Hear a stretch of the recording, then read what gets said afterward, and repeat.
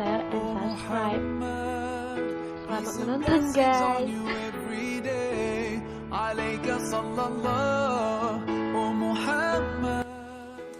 Assalamualaikum warahmatullahi wabarakatuh.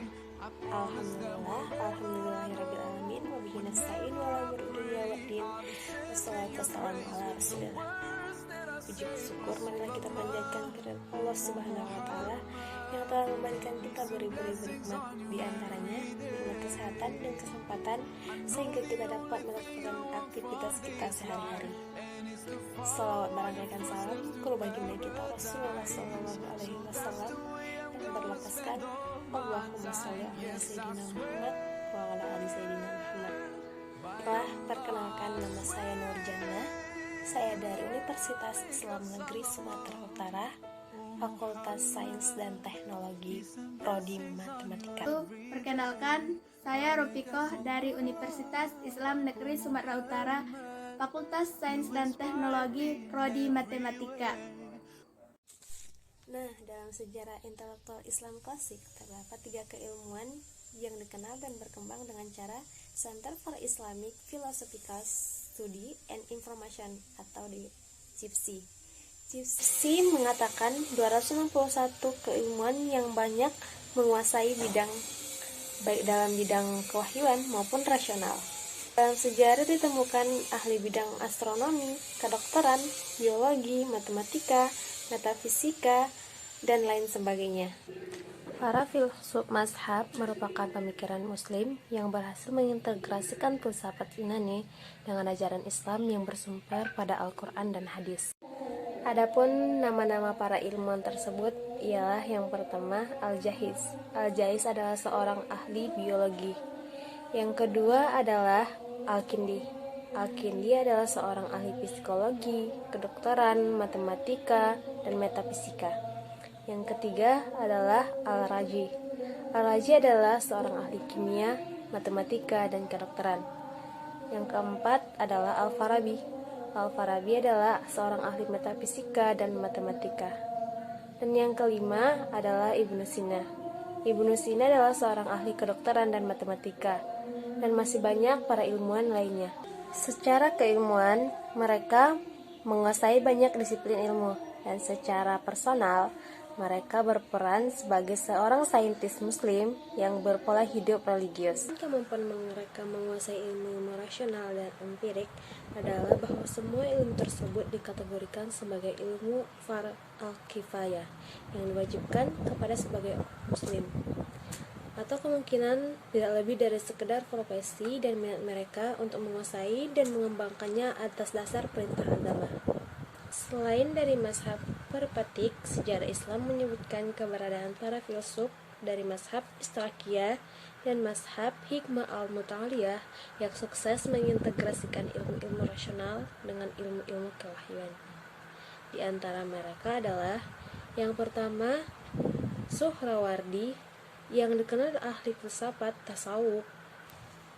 Yang kedua adalah Nasr al-Din al-Tus, merupakan pakar dalam bidang astronomi, biologi, kimia, matematika, filsafat, fisika, teologi, tasawuf, dan hukum Islam.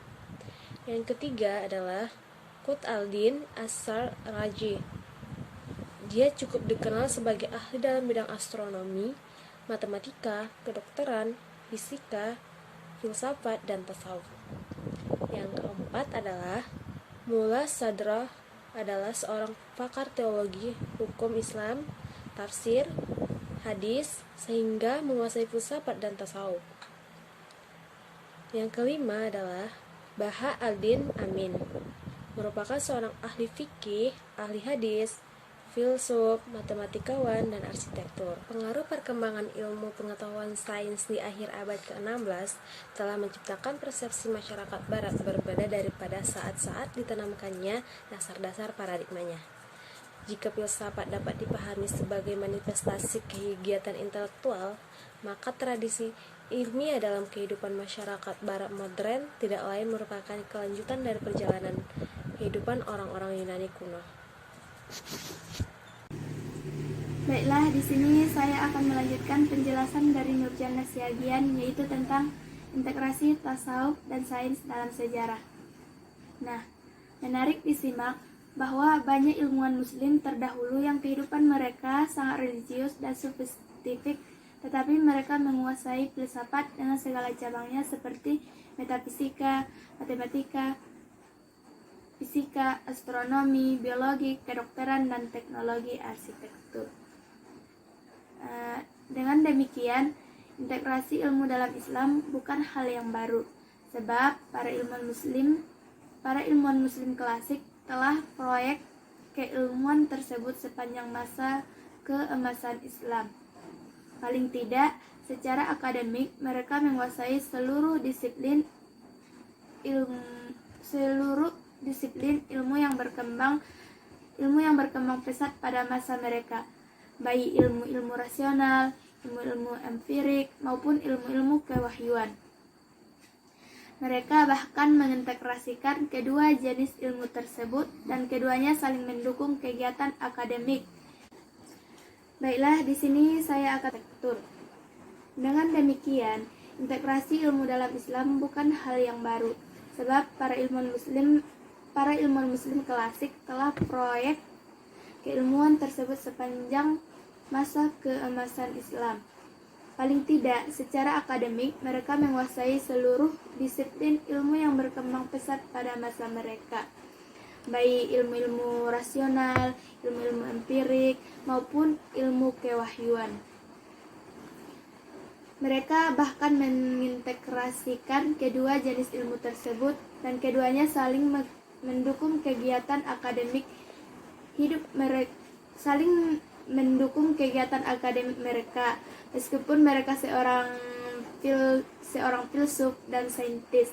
Perilaku hidup mereka merupakan realisasi terhadap teori mereka mengenai filsafat dan sufisme, dan dapat disimpulkan mereka sukses mengintegrasikan keduanya dengan keyakinan dan perilaku hidup mereka sehari-hari. Adapun pandangan Islam tentang agama dan sains dapat diketahui prinsip dari analisis wahyu pertama yang diterima oleh Nabi Muhammad SAW yang berbunyi, A'udzubillahi minasyaitonirrajim, Bismillahirrahmanirrahim. Iqra' bismi rabbikal ladzi khalaq, khalaqal insana min 'alaq, Iqra' wa rabbukal akram, allazi 'allama bil qalam, 'allamal insana ma lam ya'lam. Yang artinya, bacalah dengan menyebut nama Tuhanmu yang menciptakan. Dia telah menciptakan manusia dari segumpal darah. Bacalah, dan Tuhanmu lah yang maha pemurah yang mengajari manusia dengan perantaraan kalam.